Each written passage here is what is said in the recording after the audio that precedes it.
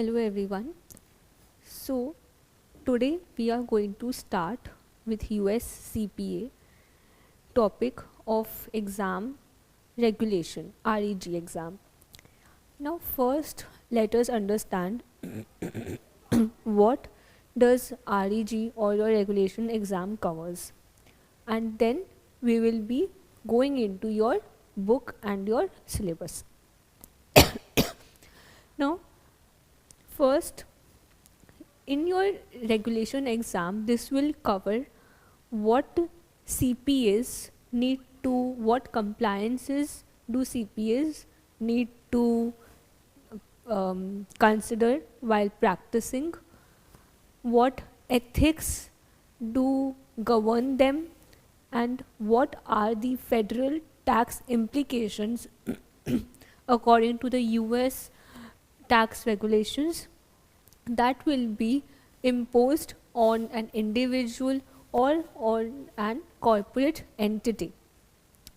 So here we will be looking at different ethical codes of conducts, the professional responsibilities that CPAs need to comply for being able to practice without any restrictions and for being able to practice without any penalties.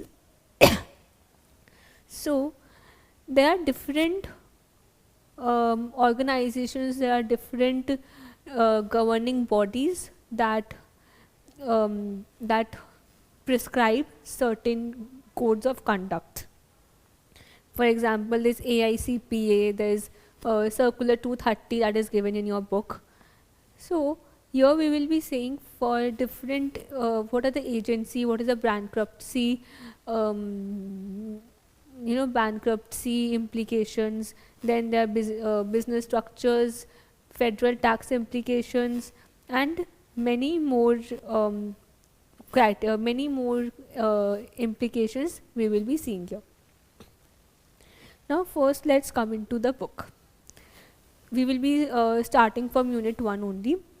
In unit 1 they have given us first that now this internal revenue services. What really is internal revenue services?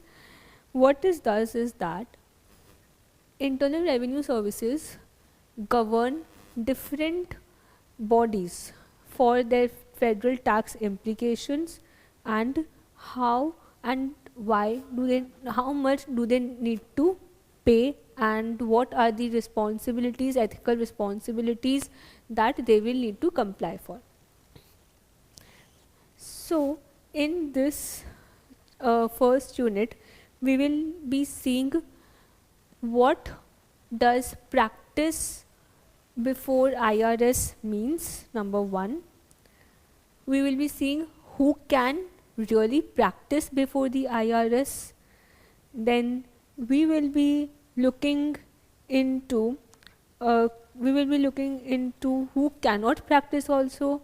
Then we will be seeing penalty, what will be the penalties that would be imposed on them in case of any non-compliance, what is the ethical and codes of conduct to be followed by them. We will be seeing some confidentiality requirements, because if any CPA is practicing for any client, that CPA is not supposed to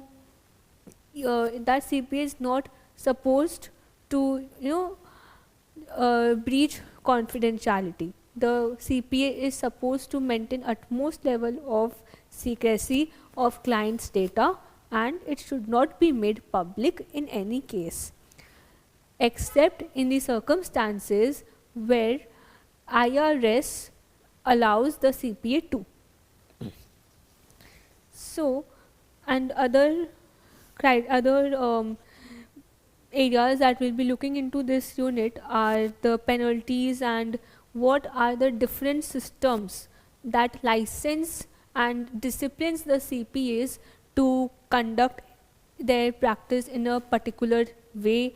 And then we will be seeing what is the liability of the CPA towards their client. For example, if a client has come to a CPA for for rendering some services, then what is the liability of that CPA towards the client?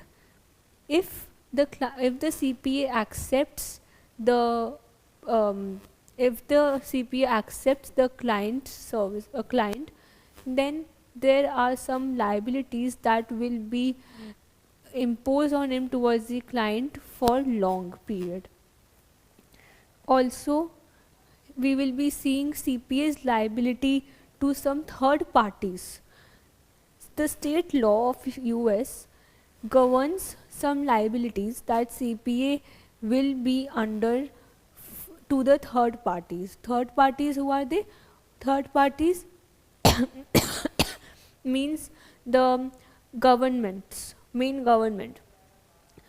Third party other than the client to whom the CPA is CPA has a liability, that is a third party. Okay. Next, we'll also be seeing privileged communication and confidentiality then. For privileged communication and confidentiality means what, how the CPA will be required to communicate with clients and third parties, and what are the confidentiality aspects that he will be need to keep in mind for. Next, so let's now start with the first one, practicing before the IRS. Here we'll be seeing what comes under practice before the IRS and what does not come before the practice under the IRS. Then we will also be looking into aspects like who can practice before the IRS and who cannot, and then we will be seeing some procedural requirements. Let's now start first with the practice under IRS. In your book, let's come to your book. I hope you all have the books, and that's why I'm not displaying it in the PDF. Now, practice before the IRS is defined as a presentation to the IRS or any of its officers or employees of any matter relating to a client's rights, privileges, or liabilities under laws or regulations administered by the IRS. What does this mean? This means any activity where someone is representing himself or herself before the Internal Revenue System. Why they are, or any of all officers of the system or employees of the system, anyone who is related to Internal Revenue System. For what? For their client, for their client services. Client services, what can they include? They can include clients' rights, their obligations, and etc. What? Now, IRS administers those. IRS is only someone, is the only system that governs such services and rights. Now, what does this really include? This includes representing a taxpayer at conferences, hearings, or meetings with the IRS, preparing necessary documents and filing them for a taxpayer, rendering written advice and with respect to any entity, transaction, plan, or arrangement having a potential for tax avoidance or evasion, corresponding and communicating with the IRS for a taxpayer. What does this mean? Let's come line by line. Number 1, representing a taxpayer at conferences, hearings, or meetings with the IRS. Say, for example, a client has come to a CPA or someone who is practicing or someone who is practicing, say, similar services. Okay, and he needs to, client is has been given some notice. What notice? It has been given notice that the client needs to pay. There is a demand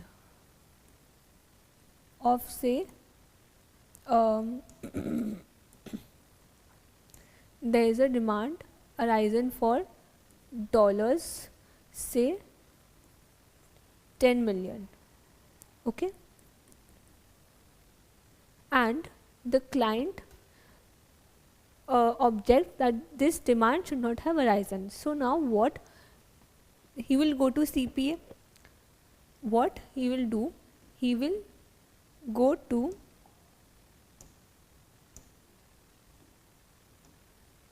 to the IRS.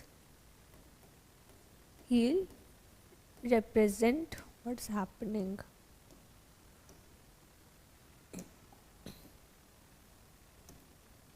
He'll be representing before the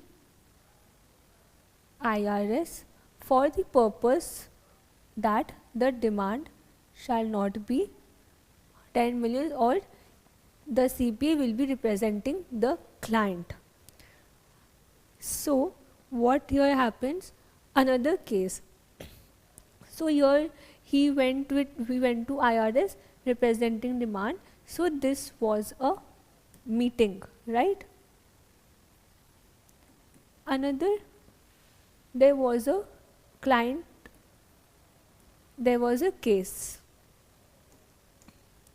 There was a case that arose to the client that the client has made a misrepresentation of tax and he has evaded tax of, say, $2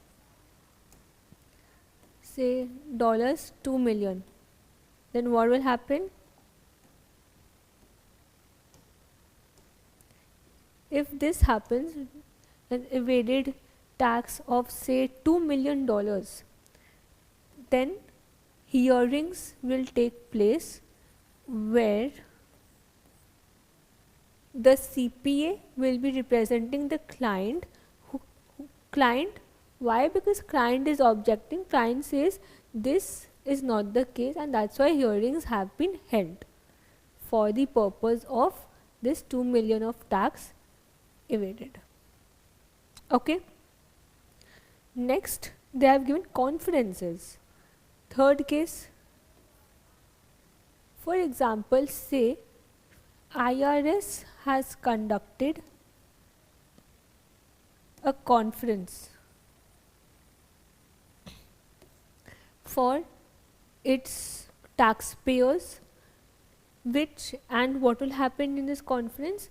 The IRS will be giving some advices, suggestion, okay, either advice or suggestions, or say any doubt related matters to all its taxpayers. So here the CPA will be representing the client in this conference.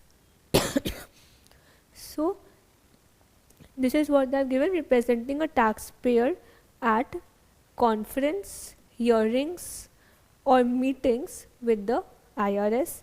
Next, preparing necessary documents and filing them with the IRS for a taxpayer.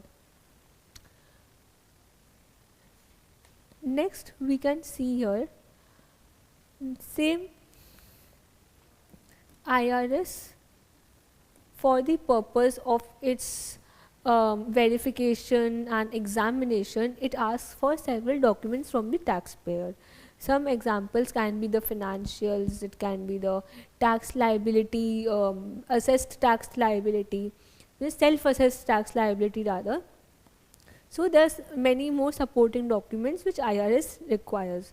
So what CPA can do? CPA can prepare those documents and also file that with IRS. Documents, what can it include? It can include self assessed, say, tax liability. Okay, it can include, say, your reports. Okay, it's usually annual reports.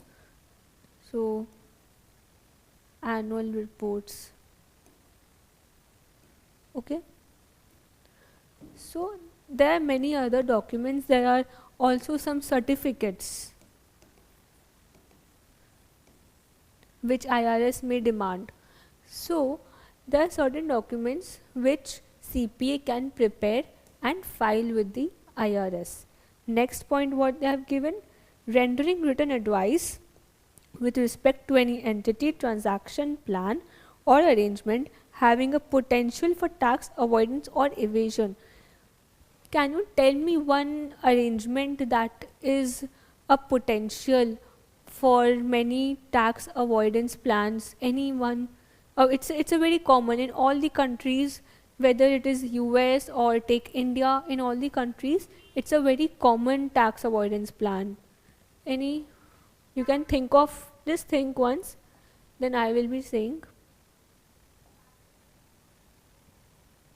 Okay. So, you have heard of business combinations, mergers. You see,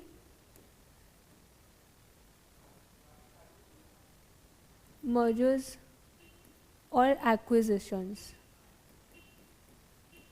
What happened here? Two companies merge and form a single company, or under acquisitions, one company takes over another company. This is a very common known, a very well known method, a very well known technique to avoid tax. So it is an arrangement here. The entities may require to,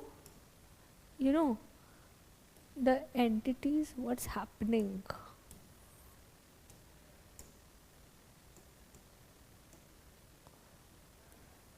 Entities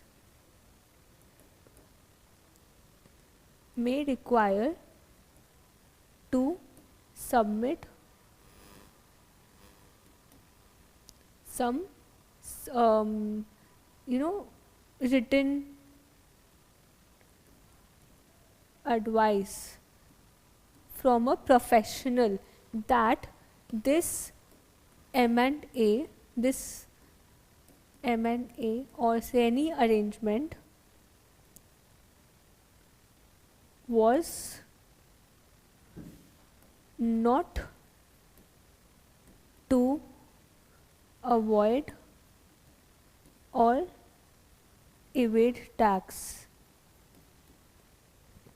and this is one example of practicing under the IRS.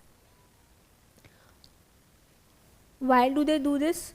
Because what happens is that in this written advice, the professionals give their confirmation that the merger or acquisition or the arrangement or the transaction or plan which seems unusual, that has been done all in good faith and there were no tax avoidance plans involved in such arrangement or transaction. And what does this mean? This means that the professional is giving his confirmation. First, he'll not just take an paper, write it and give his sign. No. First, he will evaluate. He will analyze the whole arrangement. He will have to analyze the whole arrangement, the transaction or the plan, each step by step, and then he will or she will give his written advice on what the result is. If the professional thinks that the arrangement was not done in good faith and it was done to avoid tax, then what he will do? He will not give the written advice.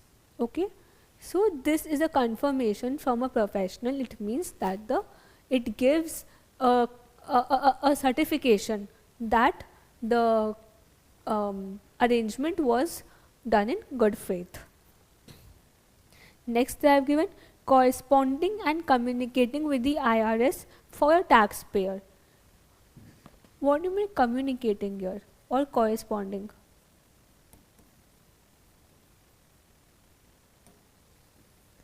Say there are some issues taxpayer thinks is on a doubt whether an amount of dollars, say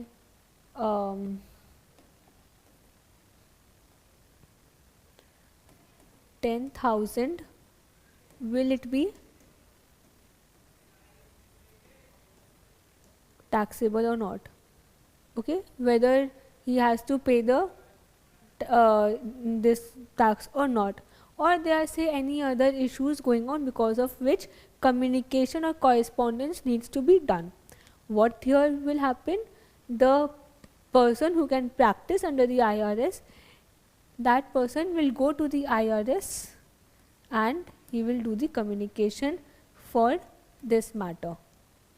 Okay, so what the person is doing? The person is communicating with the IRS for the taxpayer. Okay, because the person held sufficient information for this purpose as well, sufficient knowledge, sufficient logic and qualifications for the particular case. Now next I have given what situations are not considered practice under the IRS, practice before the IRS. So here what happens is that first, preparing less than substantially all of a tax return, an amended return or a claim tax refund. What are these three things? Tax return. What is a tax return? Tax return means a financial year has ended and now you have to file a tax return to the tax authorities, to the IRS. Why do you need to do that? So that the authority is able to the authority is able to evaluate your all the reports, all the information provided by you, and also the authority is able to determine whether you have prepared a correct, a valid tax return or not, whether the amount paid by you as tax is correct or not. That is a tax return. What is an amended return? Amended return is the tax return where you make amends. For a financial year, for example, a financial year is going on of 2025 and 26. Okay. For this you have already prepared and filed tax return. Okay. Here what happens? You feel, or upon further analysis and further interpretation, you feel that there were two errors in this return. You feel you missed an amount of $1,000 to be included as an income. On the other hand, you also missed a dollar, say 500 as the expense. Okay. So what you will do, you are going to file an amended return for this financial year only, where you will be rectifying the two errors that were found. Okay, that is amended return. Next, what they have written? A claim for refund. So, for example, for this you have filed a tax return and you feel and you have paid a tax of um, say $550. Okay.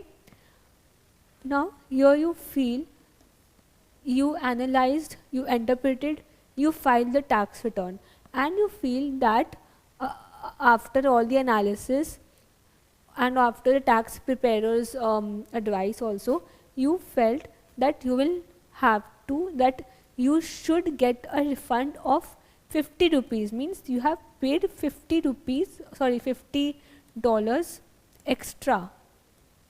So what will happen? A claim for refund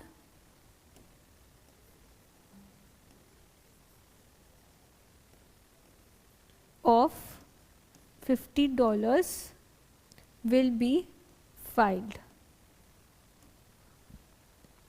Clear? So there are three. Here we have seen tax return, amended return, and claim for refund. These three, now substantially, less than substantially all of. What does that mean? Substantially, we will be seeing the meaning of substantial further. Let's first look into what is substantial and what is unsubstantial.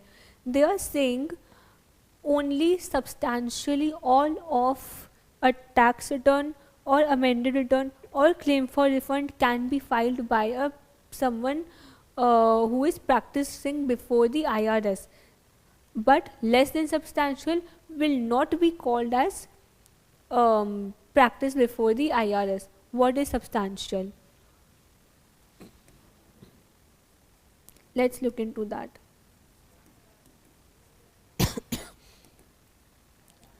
There are two criteria which can say us that whether it is substantial or not. Let's look at the first one, what they have said.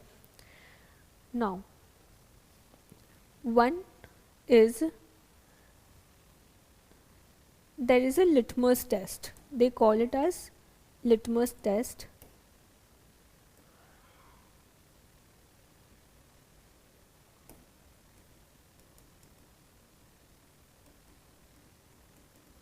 Okay. What does this mean? Number one, less than 10,000 or number two, less than $40,000 and also less than 20% of the gross income on return.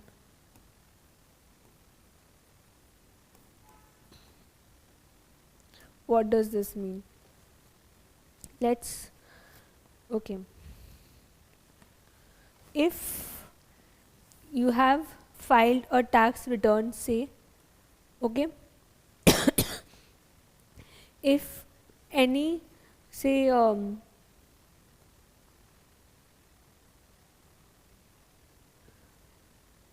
if any of these two holds true, then that we will be saying it is unsubstantial. What does this mean? It means that any portion of the return or a claim of, or the claim for a refund, if it is less than $10,000 or if it is less than $40,000 and it is less than 20% of gross income on return or claim, then that means that it is unsubstantial. Means if any of these two hold true, then it is unsubstantial. Substantial means it has to satisfy both the conditions. Number one, any portion of the claim, any portion of the return or claim for refund shall be, number one, more than 10,000. Number two, it shall be 40,000 more than $40,000, plus it should be more than 20% of gross income on return. Understood? For example, say we have a tax refund filed, and if any component of the tax return is, say, $15,000, okay, $15,000, then that means this is satisfied for being substantial. This is okay, but this is not. So this is not substantial. Okay, because this is also 40,000 low, and if say gross income, say this is less than 20%, then also. Okay, here both conditions shall be satisfied for unsubstantial. So let me change this. This is for unsubstantial. If any of this holds true, then that means it is an unsubstantial amount. But if both holds true, it is substantial. For substantial, both shall hold true. Remember that. So here we have seen what is substantial or unsubstantial portion. Now next we will be seeing, okay, next let me see what are not we were in what are not considered practice under the before the IRS. We have seen what is the first. It should prepare less than substantially all of a return is being filed, then it is not called practice before the IRS. Okay. Number two, furnishing information upon request to the IRS means, say if your IRS asked for some, say, extra information. For example, it asked for a particular loan document, okay, which was not previously furnished. If this to be furnished, this anyone can furnish. If someone is furnishing a loan document that is asked by IRS, then that does not mean practicing before the IRS, because this is a requirement by the IRS that is client specific, that the IRS is asking the client to furnish more. Okay. Next, appearing as a witness for a taxpayer. Here we saw hearings, right? Hearings, here there will be some witnesses. So if someone is giving witness, if someone is acting as a witness for the client, then that means this is also not called practicing before IRS. Next, a revenue agent's review and collection of overdue taxes. What does this mean? This means that if any review is happening and someone who is paying off overdue tax, collection of overdue taxes, and that is also not come under practice before the IRS. Next, IRS officers and employees may not practice before the IRS except on behalf of immediate family or as a personal fiduciary. They cannot have a PTIN. Now, client has to represent before the IRS. IRS has its own officers and employees. Now, the officers and employees of IRS they are not permitted to represent, to practice before the IRS. Why? Because they already are a part of the IRS. They are already IRS officers or employees. So, if they start practicing before the IRS, that would not be done in good faith. That's why we say they cannot, unless they are immediate family or a personal fiduciary. For example, if the officer is a immediate family member of the client, then he can, but still that officer or employee cannot have a PTIN. What is a PTIN? Every tax preparer needs to have a PTIN that is unique for that particular preparer, that identifies the preparer other than the others, okay, apart from the others. Next, we go to next part, those authorized to practice. Okay, now we have seen what is practice before the IRS. Okay.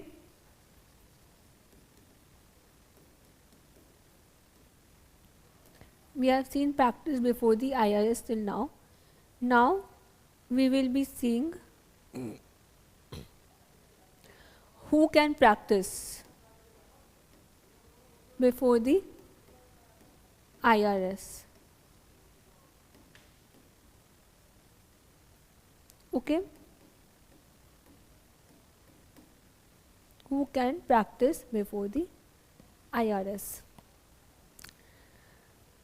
Now, here they have given, let's see, attorneys in good standing of the bar of any state, territory or possession of the US, CPAs qualified to practice as a CPA in any state, territory or possession of the US, enrolled agents, EAs, and EA is an individual. Okay, first let's understand first two. Attorneys in good understanding of the bar. What does this mean? In US or in any country, there are some attorneys. Who are attorneys? They practice law, or they have been practicing law and tax matters since a very long time, and they have a very good knowledge of the bar. Bar means of the law governing bodies, of the tax governing bodies. They have a very good knowledge of that. So for any state of US, they are having a very good knowledge, and if they are attorney, then they can practice before the IRS. Second, CPAs. What you are studying CPA, you are CPA, a qualified CPA can practice before the IRS. Okay. Then let's first write these two: attorneys, then CPAs. Okay. Then they have said enrolled agents. What does this enrolled agents mean?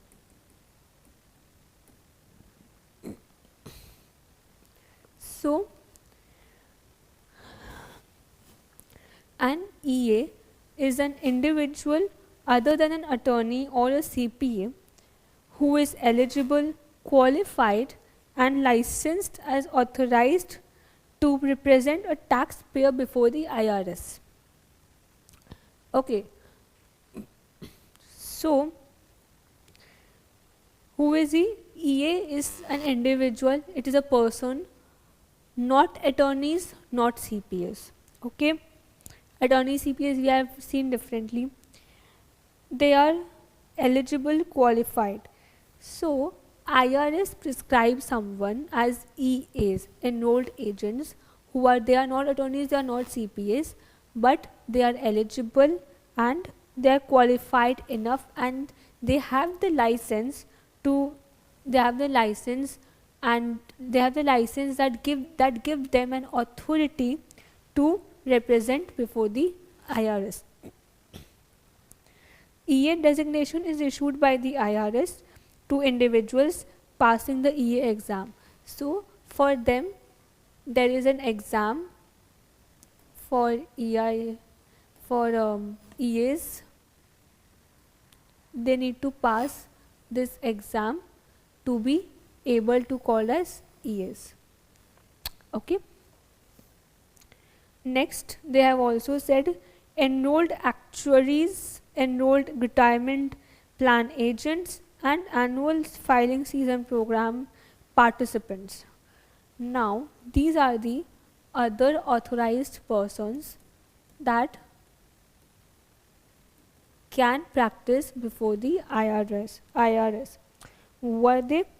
They are actuaries, then they are enrolled retirement plan agents, also they are AFSP participants. Okay. So these are the other group of people who can practice before the IRS. Next is, to practice before the IRS, an attorney or a CPA must not be suspended or disbarred, file a written declaration for each parties he or she represents that he or she is currently qualified, also has been authorized to represent the party. What does this mean? This they have given only for attorney and CPA. For attorney and CPA, they have given that they must not be under any penalty regulations that have made them either suspended or disbarred. What does this mean? This means their license have been suspended for the time being or disbarred, and they cannot be practicing before the IRS unless this suspension or disbar is revoked. Second, what they have given for them? They have to give a written representation that he or she is authorized and qualified.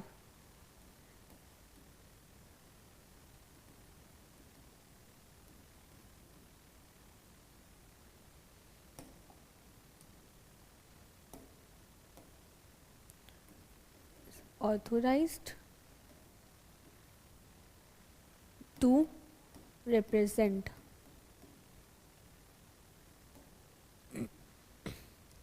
So qualified means if attorney will be giving the particular qualification and CPA will be giving a written representation that he or she is a qualified CPA, also that they are both authorized by the IRS to represent the client.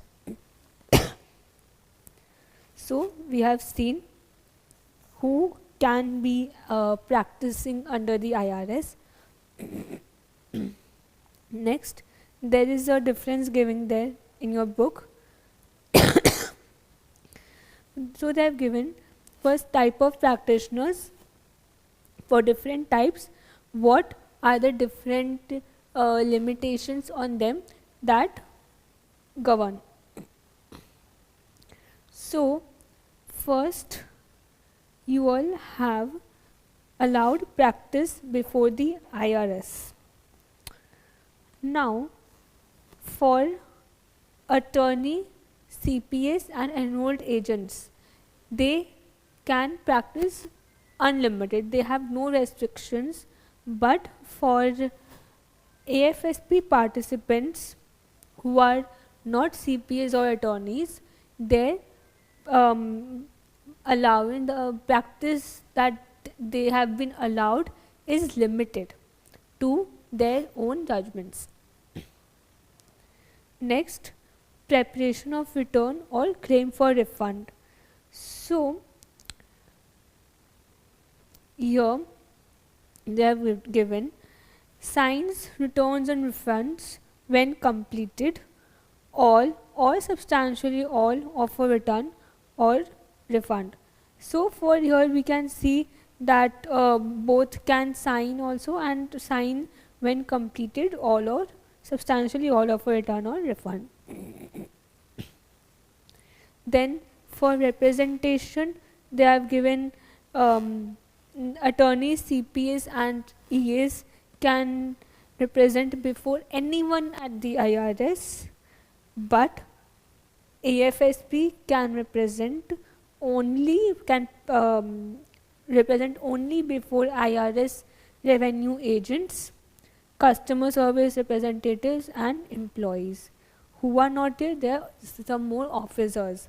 There are only these three bracket of people under the IRS to whom AFSP participants can represent.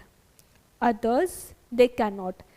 However, attorney, CPAs or EAs can represent before anyone. Next, examinations and appeals. Also, he can represent these three can represent before any examination and appeals also, but AFSP they can represent only before examinations. Next, any return or refund. These three can represent any kind of return or any kind of claim for refunds, but return that tax return preparer signed him or herself for the period under examination. This means they can represent only those returns that the tax preparer that they have signed themselves under any examination, not others. Last, for AFSP participants they have given, they must participate in AFSP or be specifically. So they are the participants of AFSP, okay.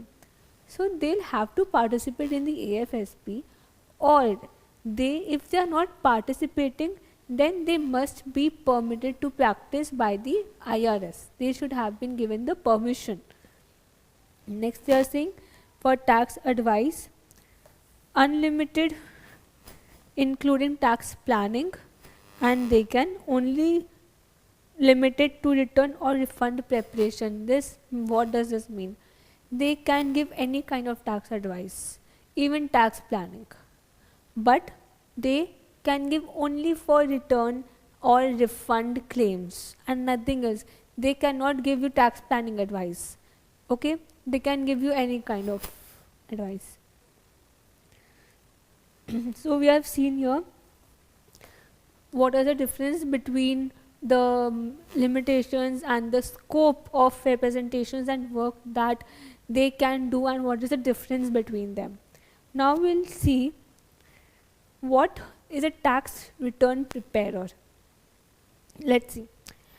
A tax return preparer is defined as any person, not just a practitioner, who for compensation prepares or assists with the preparation of, or employs one or more persons to prepare or assist with the preparation of all or of a substantial portion of any return of tax, amended return or claim for return under the IRS. Means here they have said tax return preparer is anyone who is not just a practitioner, but they also prepare or assist all or substantially all of the return of tax, amended return or claim for refund filed. Okay. Next, they have further given us the distinction of any person means that all tax practitioners fall within the tax return preparer category, but a tax return preparer is not necessarily a tax practitioner. So here we saw that all tax practitioners, what does this mean? Let's see. There is a tax preparer, okay?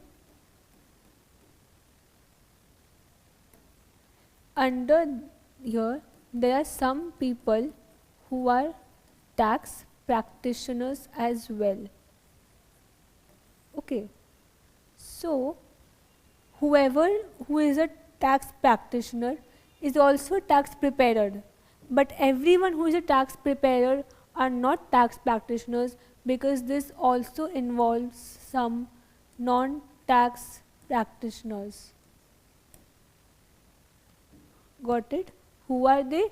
Tax preparer is someone, they have given any person who substantially all assists or prepares substantially portion of all return, amended return and claim for refund. And tax practitioner is someone who is more than that. Next distinction, okay, and any person is defined as people who are compensated and prepare tax returns. This includes the following: a person who does not physically prepare the tax return. So here they have given tax preparer also includes those people who is giving you some information or some advice that will help you, that will assist you in the preparation of a tax return or amended return or claim for refund. So someone who is giving you advice, and that advice constitutes a substantial portion, that means without that advice had been received by the tax preparer, the tax preparer would not have been able to prepare the tax return, because that advice is a substantial portion of the tax return that is prepared. So now they have given who are, so basically we have seen tax practitioners who just prepares and assists in preparation of substantially all or substantially all tax return, amended return or claim for refund.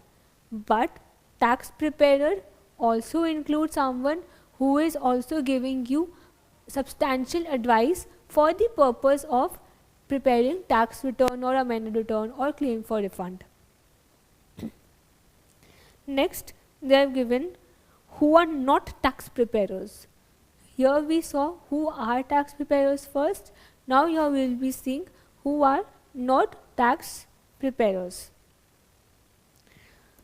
An employee who prepares a return for the employee by whom he or she is regularly and continuously employed. Number 1.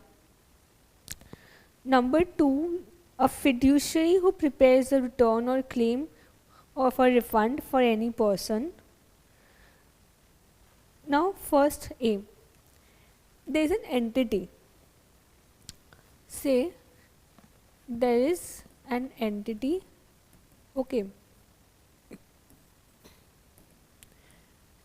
and some employees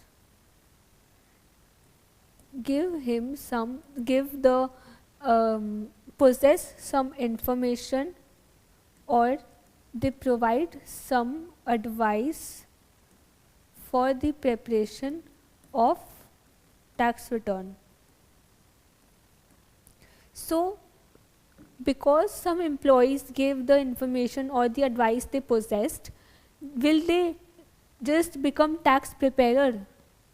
No, they are not a tax preparer. Okay, why? Because This is their work, this is their job to do. They are they are they are obligated to provide the information and the advice that they are possessing, because they are the employees of the entity. Next, a fiduciary who prepares a return or refund claim for any person or trust. For example, so here they have given, if there is a trust, in US and all, there are many the rich class people, what they do, they make a trust for some crores or millions of dollars, and there is a fiduciary for whom the trust has been made. So if the fiduciary has provided some information or advice, then that doesn't mean that that fiduciary or that beneficial person is a tax preparer. Logical, quite logical. Then a person who prepares a refund claim in response to a notice of deficiency issued to another. Okay, so here what they have given is that if any notice of deficiency has been issued to someone, notice of deficiency means that there were some documents that were missing, that were deficient, that were missing. So what a person does is that he prepares the refund claim, those things that were required, that were deficient before. That does not make that person also a tax preparer. Last we have, okay, second last, a person who performs clerical work like typing, reproducing. So in any entity there are many people who are into clerical work, because of whom we won't be, the entity will not be able to work, the entity will not be focused on the core areas. For example, they are typing, printing, other operational work is there, mechanical, technical, mechanical work is there. So they are also in a way assisting the entity to prepare the return, because they are typing and printing also, they are helping, but they are not providing any sufficient information, they are not sufficient, they are not substantially in the preparation of a tax return. So they are not called as tax preparers. Last, a person who performs tax planning services, such as when a person provides an opinion about events that have not happened. So for example, any entity has hired, say,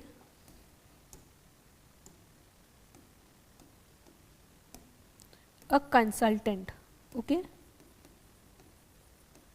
he advises regarding different events to happen in the company, that events to be happen in the entity that will help the entity to plan tax more beneficially. The event has not yet happened. Advises is just advises the entity to carry out some events. So this consultant is also not a tax preparer. Okay. So here we saw, first we saw practicing before the IRS, who can practice before the IRS, who can, what is not called. First we saw what is called practice before the IRS, what does not come under practice before the IRS. Then we saw who can practice before IRS, and then we saw here who cannot, right? So here we have seen total 4 parts of the unit. Next we come to the certain compliances that tax return preparers will have to follow. First, every tax return preparer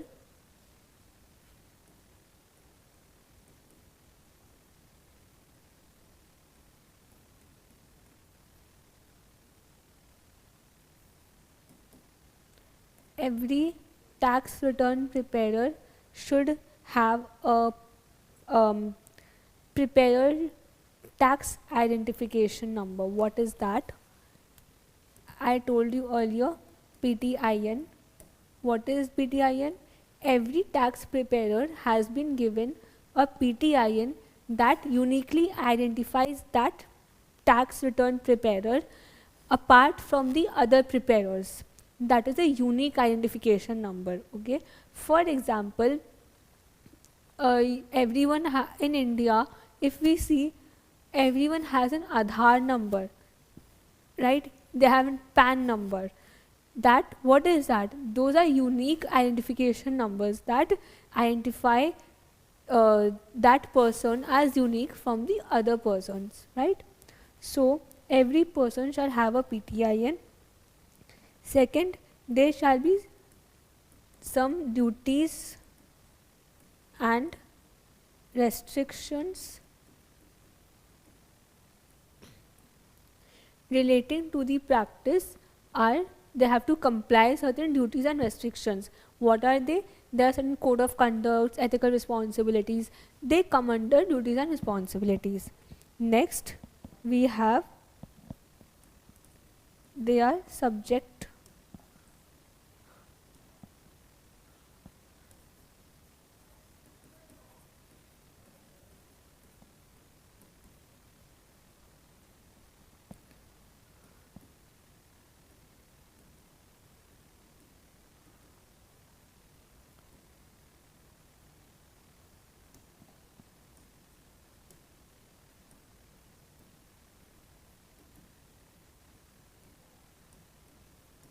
what does this mean?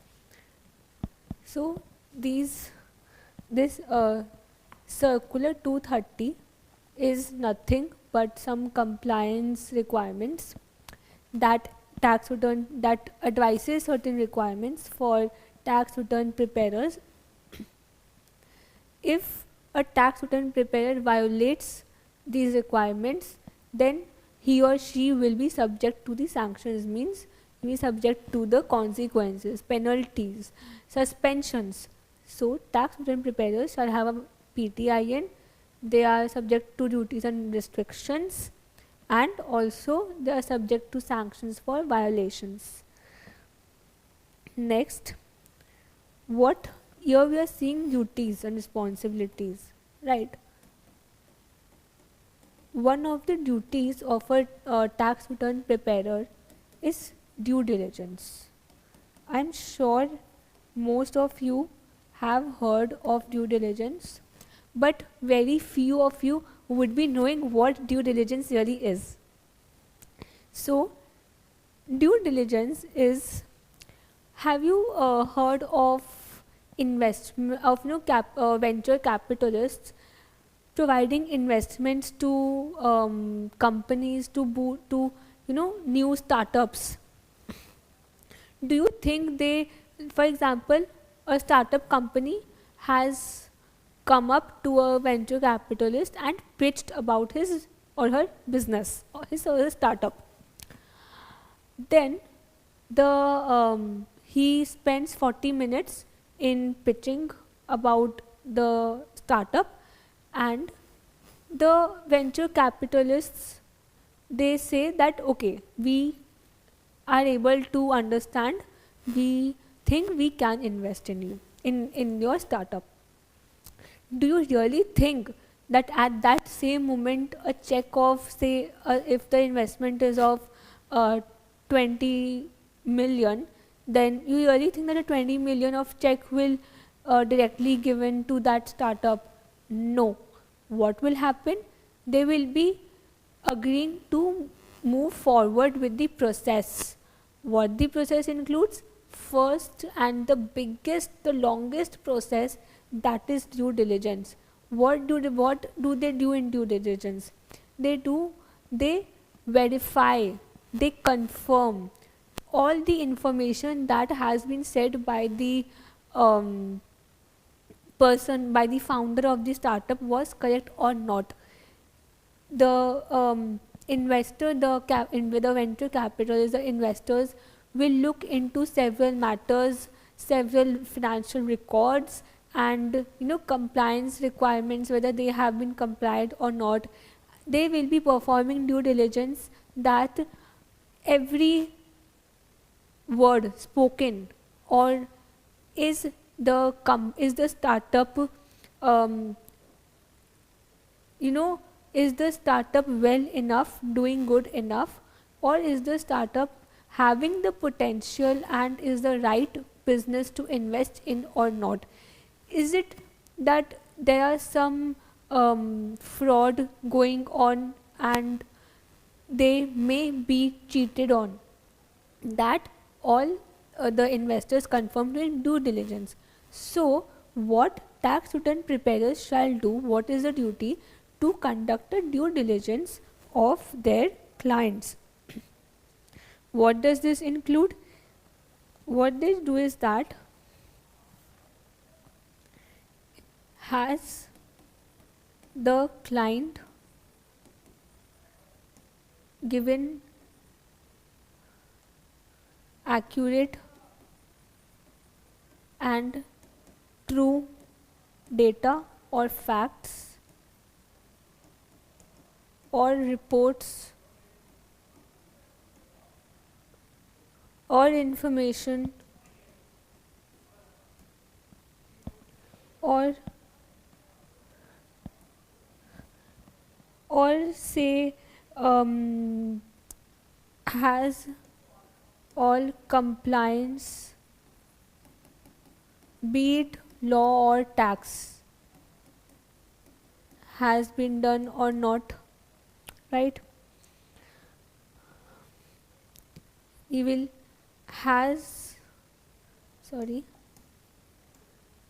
is the scenario favorable for TRP, means tax return preparers, I am considering. So, what is your TRP doing? TRP is inquiring. He has to make some inquiry regarding accuracy, truthfulness, law compliance scenarios that have been projected. So, if we come to the book, what they have given: making factual inquiries to ensure clients' accuracy and truthfulness, and taking a position relative to tax law, right? In other words, tax preparers must assess the scenario and appropriately apply tax law to the facts. Same thing, it will conduct an inquiry about everything of the client or not. That is the duty of the tax return preparer. After accepting the assignment and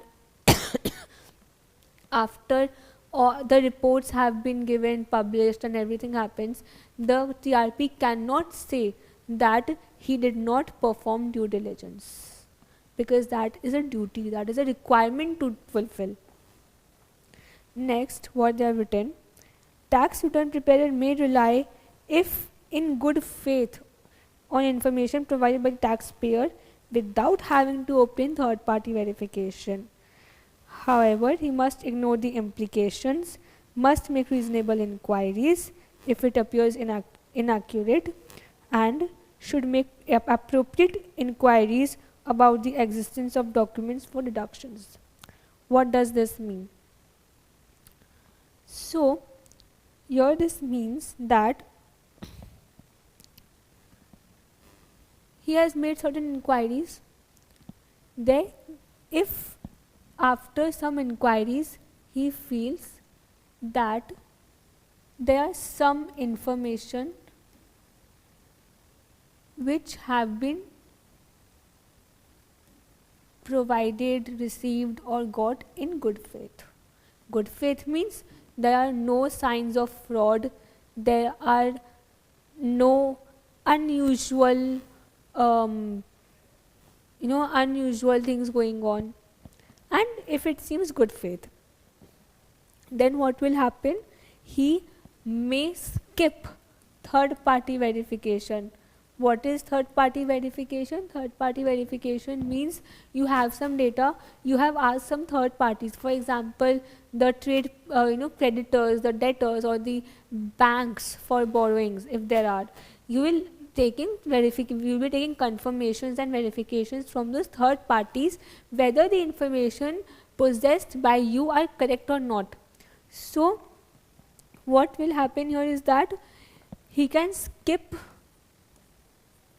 a third party verification, but if he is skipping the third party verification, then he should not ignore implications. What will be the implications? Implications will be, number one, if we take the example of, say he has not taken the confirmation from bank, then what will be the implication in that case? The implication will be that the party will ignore certain there will be certain documents which will not be available with the tax return preparer, which would have been available if we would take the verification from the bank. For example, the bank records for example the bank documents, there are several bank documents, fixed deposits certificates and all, that he won't be able to get. Next, if he is skipping, he should make proper inquiries for such information, and if he seems that the inquiries are not accurate, then what he will do? He will make more inquiries.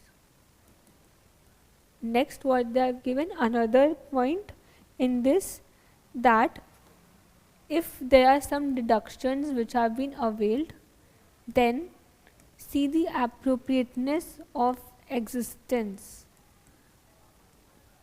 Meaning, for example, deductions means tax authorities allow you some amount not to be taken in your income and to be allowed as expense that lower your tax amounts. So in that case, the tax return preparer has to verify if those deductions are really existing in the entity or it is just a facade. Next, when a tax return preparer discovers that a taxpayer has made an error in or omission of any document, he must notify of such error and also advise the consequences. If, say, in a return there is an error of amount 10 millions,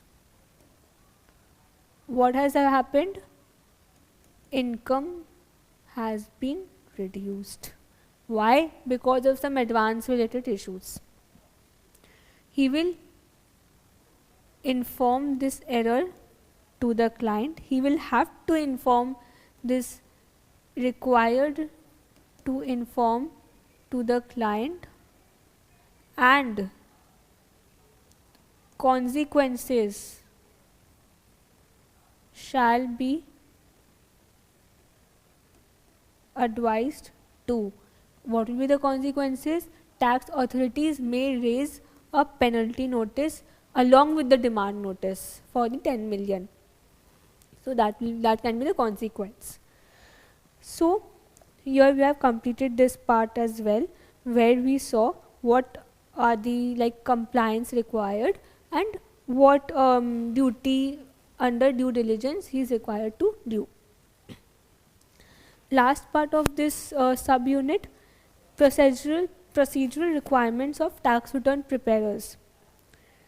So here they have given us, there are some procedural requirements. What are they? One is, let's go to another.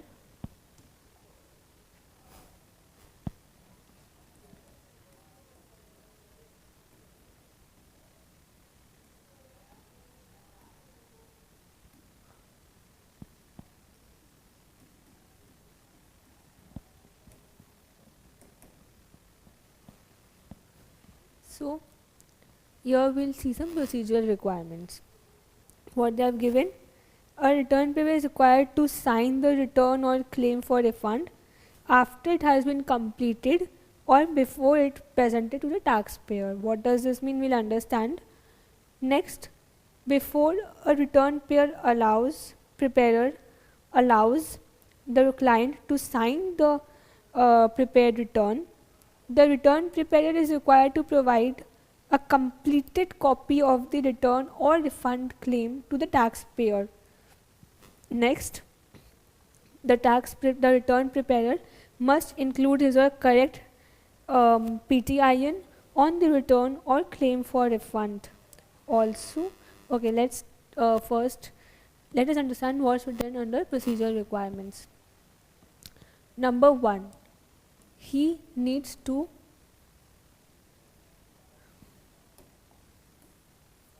sign the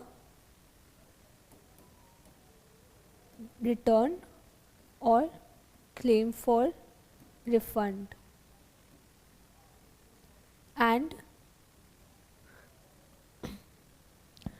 let's understand this with the help of another way.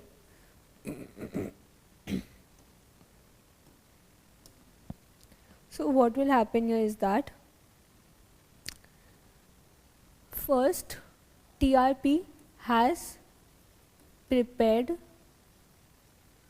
a tax return or claim for refund. Okay. Then what he will do? He will give a completed copy of this tax return to the taxpayer, means the client. Okay, a completed copy. Then what he will do? He will also, then the tax return preparer, after he is given the completed copy, then he will also sign the return or claim.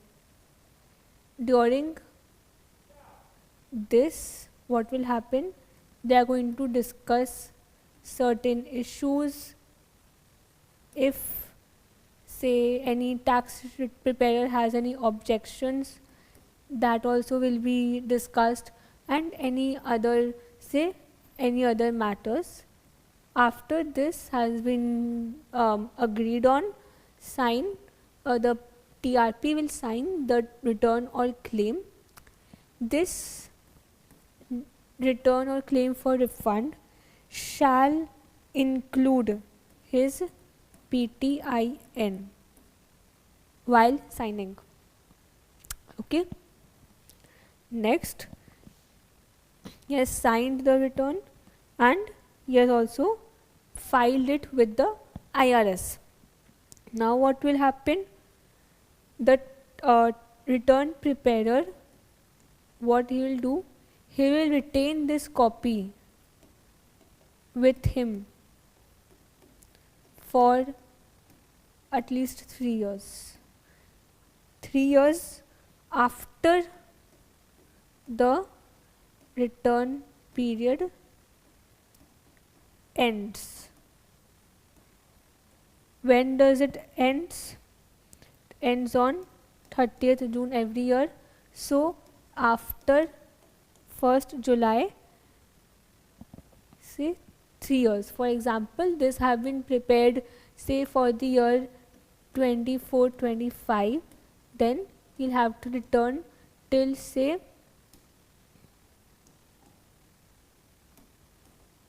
you'll have to say till 20 25 sorry 3 years means 25 26 26 27 27 28. Okay, till 27 28 of 30th July you'll have to retain the copy of the signed return or claim with him with the TRP. So here they have given another alternative to retaining a copy is to keep a list that includes for this return with the following information. Now what they have given, they have two options, either retain this copy. Second option what they have is that for this return or claim they'll have to maintain a list to include following information, like what does this information includes? The taxpayer's name, means client's name. Okay, number 2 they have given taxpayer's identification number, that is client identification number. Every client has an identification number, so that next their tax years, for what tax years do this return or claim has been filed. Fourth, they'll have to give type of return or claim prepared, means is it an amended return, or is, if it is a claim for refund, then for how much claim for refund has it been done. So these are the procedural requirements, these are the list, these are the information to be included in the list if he does not want to retain the completed copy for 3 years. Okay. So lastly, penalty clause they have put, if these procedural requirements have not been followed, then they will be impose the penalty of $60 for each such occurrence. Each such occurrence, remember, for example, if in a year they have the TRP has made some 2 violations from these requirements, then they have to pay $120. It is not for the year, it is for each occurrence. Clear it is? Okay. So what we saw today in the first unit, first, what is practice under IRS, what comes under practice under IRS, what does not come under practice under IRS. Then we saw who can and who cannot practice under IRS. Then we saw the substantial and versus non-substantial portion, and we also saw certain requirements that the tax return preparers will have to do their duty as due diligence, and then procedural requirements for TRPs, and the last one was penalty clause for such requirements. In second unit, they have given some professional conduct, okay, and penalties and sanctions. What does this mean? Tax return preparers should in good faith practice their assignments, conduct their assignments.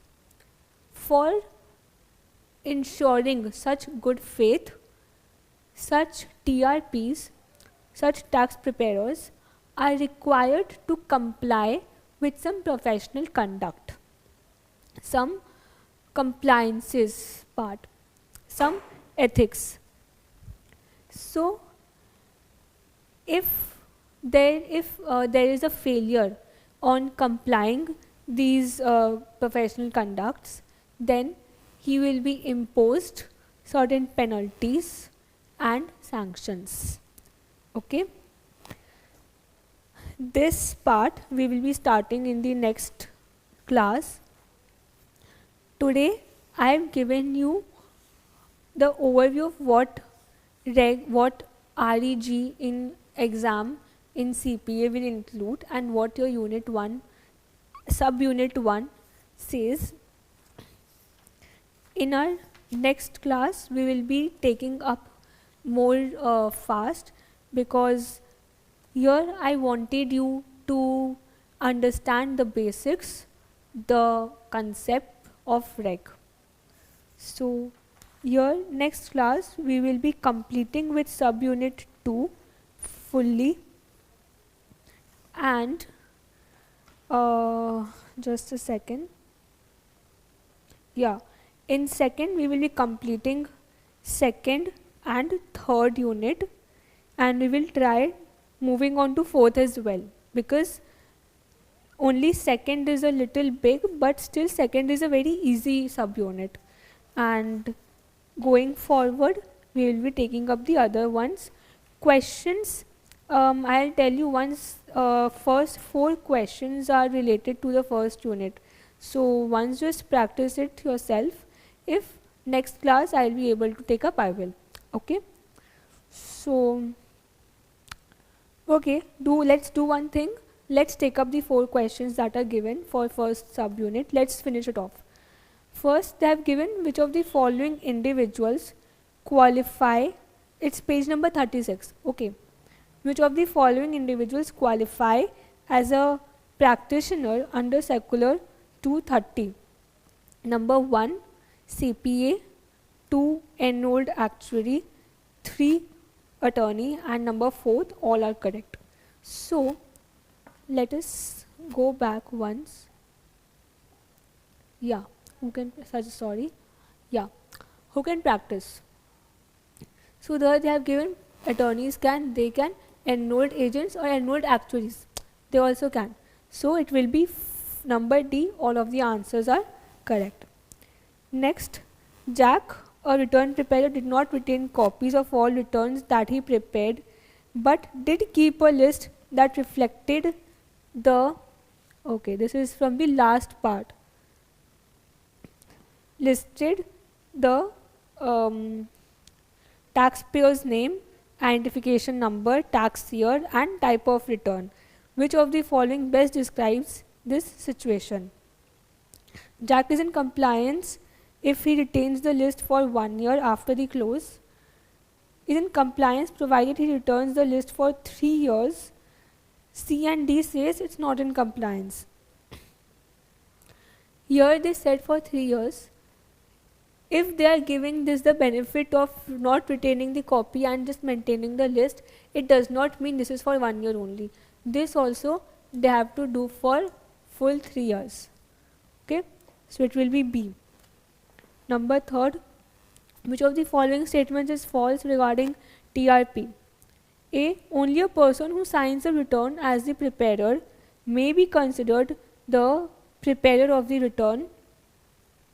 So here we saw any person who is providing some suggestion or information, that advice or information that is substantial to the tax return preparation, that person is also called a tax return preparer. So A is wrong. Next, during an interview conducted by the tax return preparer, the client stated that he had paid $1,500 for deductible travel expenses and $3,000 for charitable contributions. The preparer asked if documentation existed in support of the deductions and was assured by the client that adequate documentation did exist. When the client's return was later examined by the IRS, a tax deficiency resulted due to the client's lack of supporting documentation for the travel expenses. Which statement best describes the situation? Means here they have given the client has taken deductions for one travel expenses and charitable contributions.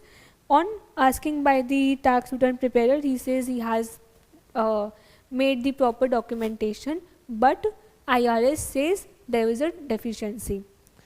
Now let's come to options. A, the preparer is subject to a penalty because she did not verify that a client had supporting documentation.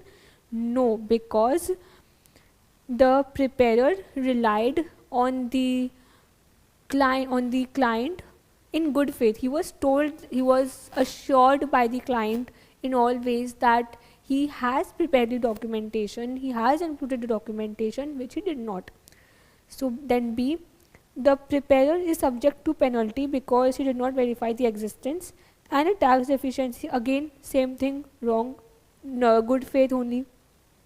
C, the preparer is not subject to a penalty because she is not required to examine or review the client's books and records in order to verify the client's information. Correct. Why? Nowhere in this chapter they say that we need to verify the books or records. What tax return preparer does? He only takes the information and every facts given by the client and use it to prepare the return, and they are not subject to verifying the books and records. So it's C. So we have also done the questions for these for the first subunit.